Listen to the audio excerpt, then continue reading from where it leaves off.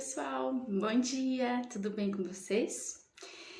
Que possamos iniciar a nossa semana na luz do Evangelho segundo o Espiritismo. Hoje a gente vai falar sobre o capítulo 2, que é Meu reino não é deste mundo. Com essas palavras, Jesus se refere a uma vida futura que ele apresenta como meta e sendo essa vida o nosso objeto de preocupação. Que a gente tem que se voltar, se preocupar com essa vida, a vida espiritual. Quando ele diz vida futura, é a nossa vida espiritual. Porque se a gente se ater apenas à vida futura, a gente não vai compreender a vida, a ideia da vida espiritual. Os preceitos morais, os ensinamentos, a conduta moral de Jesus não farão sentido se a gente se voltar a ter em mente somente a nossa vida terrena, matéria, né? A vida corpórea, a vida material. Então, a gente tem que ter em mente, para entender esses ensinamentos, o que? A vida espiritual. A vida futura que Jesus apresenta, essa vida espiritual, ela é o nosso eixo, a nossa direção. A gente tem que se voltar muito para ela, porque para entender muito das coisas que acontecem na vida da gente, e aí ele diz, né? Só ela justifica as desigualdades da vida terrena e se mostra de acordo com a justiça divina como um Deus justo. Um Deus tão justo não poderia fazer de outra forma. Então Kardec traz isso para a gente. Só tendo em mente, né, a vida espiritual, buscando entender o que é, como funciona, que a gente vai entender o porquê de tantas desigualdades que até então, para a gente, é uma desigualdade, né? A gente não tem o conhecimento, então a gente olha como até injustiça, né? Mas a partir do momento que você tem essa ideia da vida espiritual, que você começa a olhar que há algo mais do que o que vivemos aqui, então essas desigualdades fazem sentido, tá? Porque, né, nós, na verdade, nós somos seres espirituais tendo experiências terrenas, né? Tendo experiências no corpo físico. A nossa essência é espiritual. Essa carne, essa matéria, tudo que a gente vive é apenas uma oportunidade, na verdade, de muitos resgates. Isso a gente vai ver mais para frente. E aí Jesus revelou que é um outro mundo, onde a justiça de Deus segue seu curso. E aí o Espiritismo, logo entre aspas, veio completar esse ensino de Cristo. Por quê? Porque quando Cristo veio, ele não pôde dizer muito mais. A humanidade, o povo, né? Eles não tinham capacidade de entender. Então ele meio que deu uma pincelada. Aí o Espiritismo vem para explicar exatamente o que quer dizer essa vida espiritual. Com o Espiritismo, a vida espiritual, ela deixa de ser artigo de fé e torna-se uma realidade com fatos testemunhados e comprovados por testemunhas que descrevem tão bem e que não nos deixam dúvidas. Então ele não só traz o conceito, não, ele traz testemunhas que comprovaram, que viram, que viveram, comprovaram e traz isso de forma até quase que palpável, mas assim, não é só uma ideia, não, são fatos realmente testemunhados e comprovados, onde deixa isso muito claro e não resta dúvida de que há uma vida espiritual.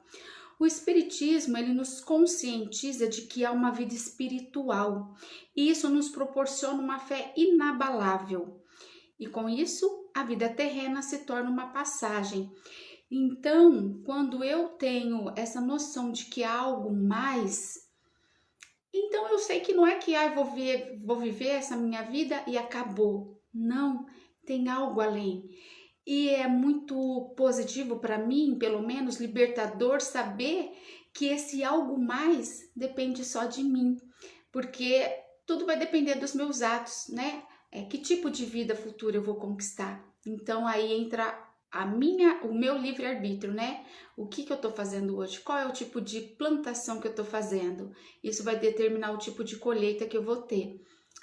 Então é lindo isso, não é? Eu até me emociono porque quando eu me deparei com o Espiritismo foi libertador, foi clareador, me trouxe muito entendimento. Então eu fico até emocionada de falar.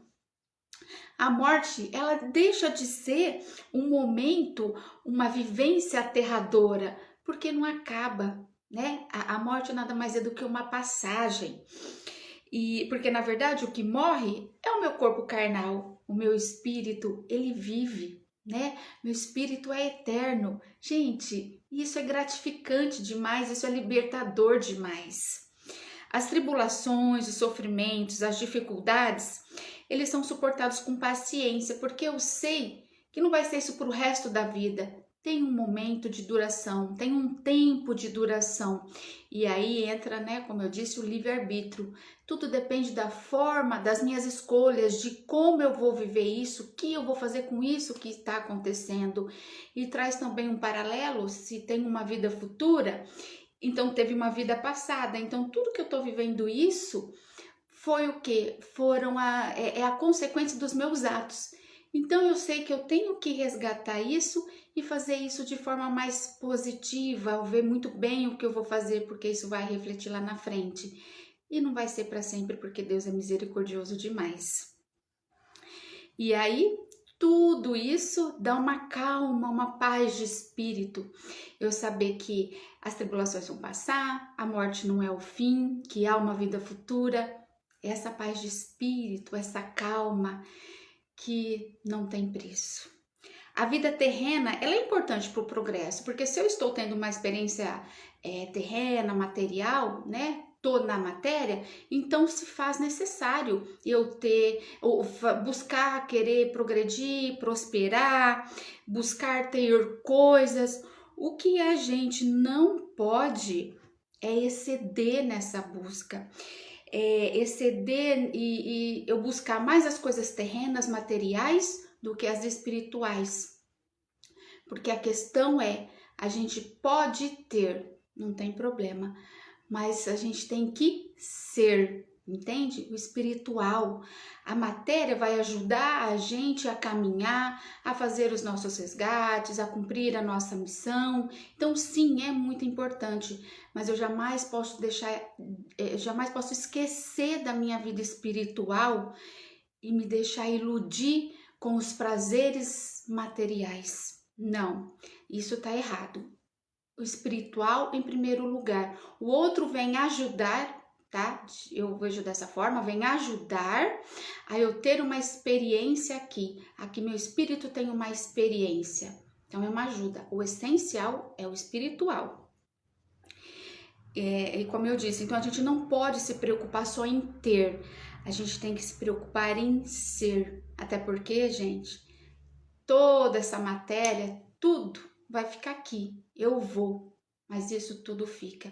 E vai o que eu construí na minha essência, no meu espírito.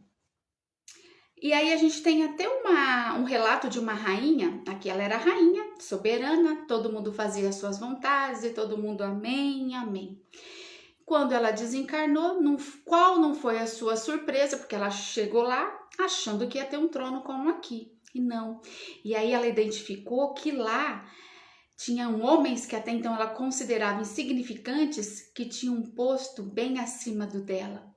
E aí ela observou que o título, o dinheiro, o cargo, o posto que ela ocupava não quer dizer nada. Porque isso, entenda, esse título é terreno. Você morreu, ele ficou.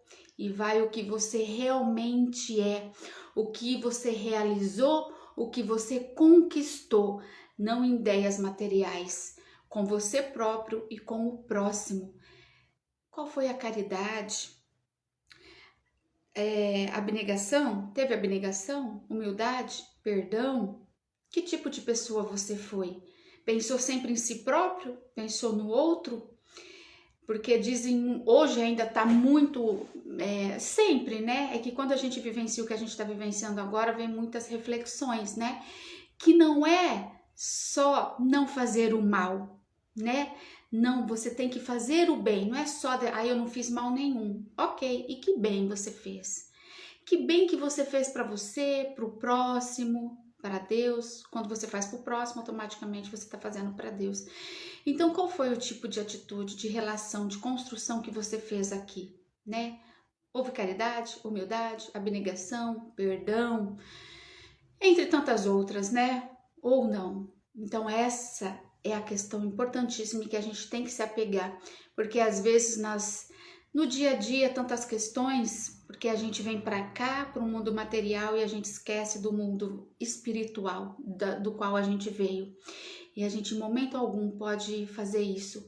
A gente tem sempre que parar e se voltar para o espiritual, para a sua essência, que é onde está Deus, sua centelha divina. Então, a gente tem que parar e fazer essa busca e resgatar, continuar vivendo como ser terreno que somos, pela experiência que estamos passando, mas jamais esquecer que, em primeiro lugar, é o espírito. Alimentá-lo com coisas boas, sabe? Busque conteúdos bons, busque resgatar o que eu preciso melhorar, o que eu preciso fazer, pensar no próximo, se voltar para Deus, ter essa conexão com o divino, com essa espiritualidade tão linda que está sempre pronta a nos ajudar. Isso, vocês me desculpem de novo, mas isso me emociona muito porque em meus momentos de conexão com Deus são incríveis, me ajuda, é o que me dirige, é o que me fortalece, me dá força e coragem. Mas quando eu me deparo com essa experiência e eu passando isso, é muito diferente. Então me emociona muito. E, gente, experimentem, busquem a Deus. E eu tô fazendo esses vídeos, então eu quero te convidar, né? Baseado, cada um escolhe o caminho que gosta, tá? O caminho importante é Deus, é Jesus Cristo. Não importa a religião, o que importa é Deus e Jesus Cristo. Mas como eu estou fazendo esse vídeo baseado no livro O Evangelho segundo o Espiritismo, e se você gostou, eu quero convidar você, tá? O Centro Raimundo Marino Dias, ele tem estudos. Então, se você gostou do assunto, entre em contato com o Centro, ele vai ter prazer em te atender, te explicar como que funciona, porque tem muitas opções. E lá tem o estudo do Evangelho, e é maravilhoso. E você conhecer Jesus cada dia mais vai te dar uma força que você não tem noção de como você vai se sentir fortalecido, porque eu sei que todos temos tribulações, todos temos sofrimento, mas quando você caminha com Jesus, com Deus, com essa espiritualidade tão linda, você pode ter certeza que o seu fardo é bem menor. E eu te digo por experiência própria, tá bom? Me desculpem pela emoção, mas falar de um assunto tão lindo não tem como tocar o coração da gente, tá bom? Então, que Deus abençoe ricamente o seu dia, a sua semana, tá? Que Jesus Cristo esteja aí na sua casa, cuidando e protegendo de você, do seu lar, da sua família. Um beijo no seu coração, muitos beijos de luz.